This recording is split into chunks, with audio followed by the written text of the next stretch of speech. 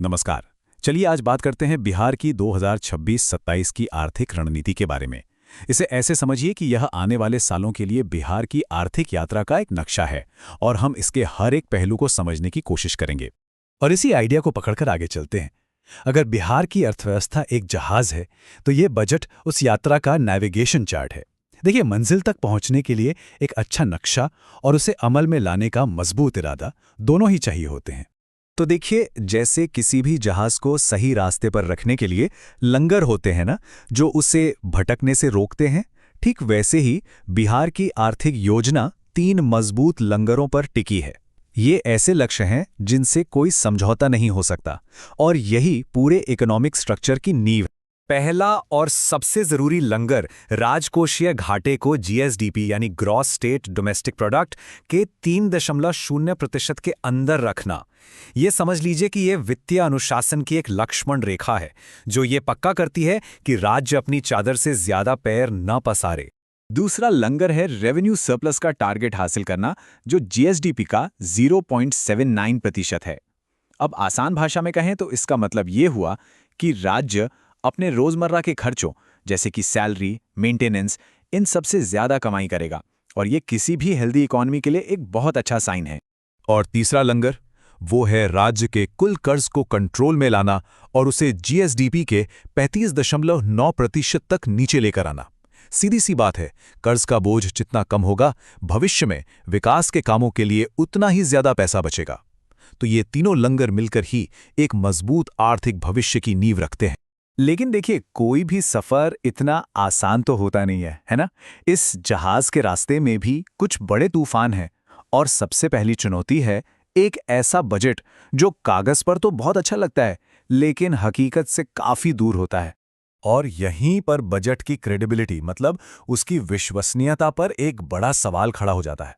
Plan बनता है 3% के राजकोषीय घाटे का, लेकिन जब साल खत्म होता है तो असल घाटा 9% से भी ऊपर चला जाता है।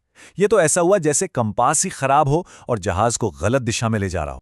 अब इस मुश्किल को और भी बड़ा बना देता है कमिटेड खर्च। मतलब राज्य की कुल कमाई का 42% हिस्सा तो किसी नई सड़क या स्कूल के बारे में सोचने से भी पहले ही सैलरी, पेंशन और ब्याज चुकाने जैसे जरूरी भुगतानों में चला जाता है। ऐसे में विकास के कामों के लिए पैसा बहुत कम बचता है।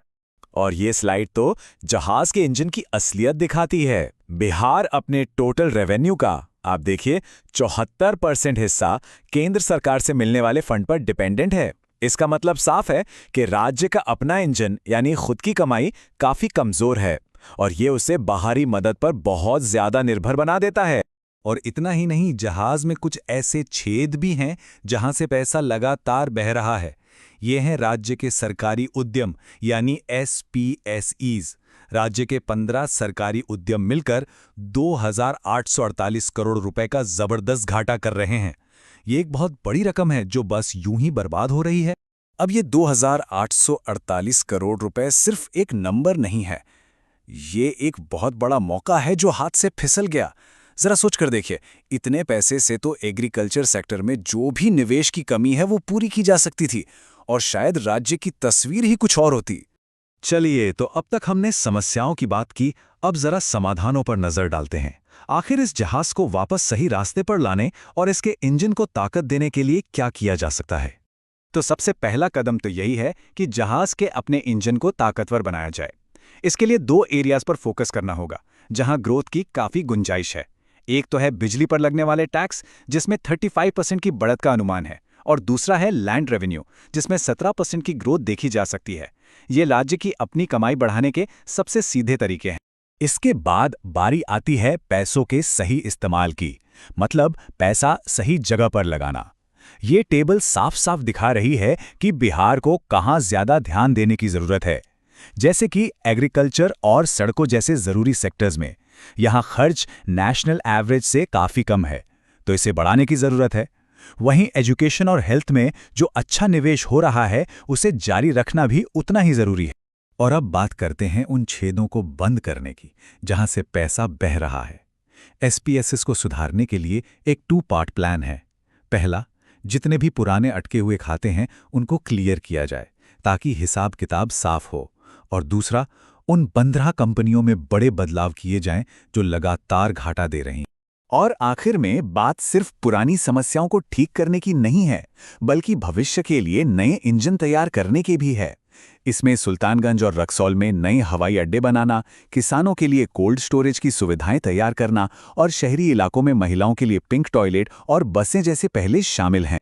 तो इस पूरी बातचीत का निचोड़ क्या है? इसे हम कप्तान के 5 सीधे और साफ आदेशों में समझ सकते हैं। तो ये रहा 5 सूत्रीय रोड मैप जो इस पूरी आर्थिक यात्रा की रणनीति को समेटता है। पहला, वित्तीय अनुशासन, मतलब जो टारगेट सेट किए हैं उन पर टिके रहना। दूसरा, यथार्थवादी बजट, जो सिर्फ कागज पर नहीं हकीकत में भी काम करे। तीसरा, राज्य की अपनी कमाई बढ़ाना। चौथा, जरूरी सेक्टर्स जैसे खेती और इंफ्रास्ट्रक्चर में निवेश बढ़ाना। और पांचवां, घाटे वाली सरकारी कंपनियों को सुधारना और भविष्य के लिए नए प्रोजेक्ट्स बनाना। तो आखिर में एक बड़ा सवाल हमारे सामने है। नक्शा तैयार है, मंजिल भी साफ है और रास्ते के तूफानों का भी अंदाजा है। तो क्या बिहार का ये आर्थिक जहाज इन सब चुनौतियों से पार पाते हुए अपनी मंजिल तक, यानी आर्थिक स्थिरता तक सफलतापूर्वक पहुंच पाएगा? खैर, इसका जवाब तो आने वाला वक्त और इन योजनाओं का अमल ही देगा।